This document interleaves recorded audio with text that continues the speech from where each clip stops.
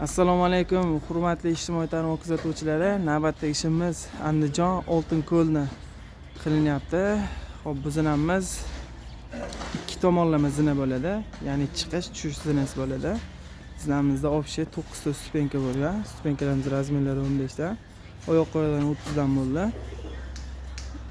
Tepasida pleshatkasi bor.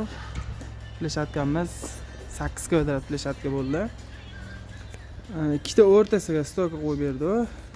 Ikki tomondan chiqishda o'rta-o'rta ikkita stolka qo'yib berganmiz. Sakitobga Xudo xolasa bugun qo'yamiz.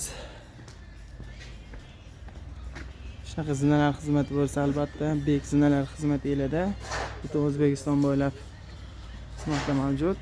Armaturalarimiz 8 qatorda armatura tashlaganmiz. Zinaning eni 1.10. Armaturalarga qo'shib tanishib chiqishganmiz. Oldidan 2 qator divaynoq o'rganmiz. Yuk ko'taradigan joydan. Juda ham moshni chotki bo'ldi, Xudo xolasa.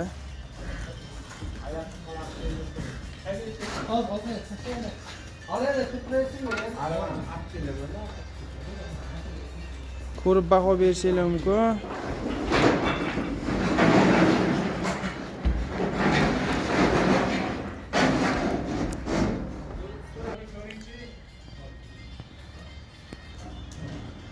Kuzatib tursanglar, beton quyilgandan keyin holatini ham qo'yamiz. Kuningiz xayrli bo'lsin. Barchalarga kattakon rahmat.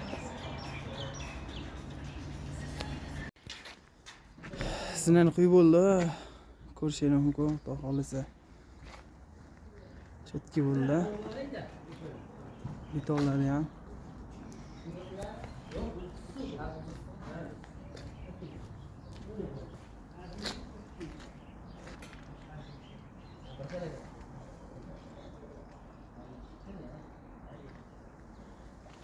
Kimga shunaqa xizmatlar kerak bo'lsa, bek zinalarga aloqa chiqaverasizlar.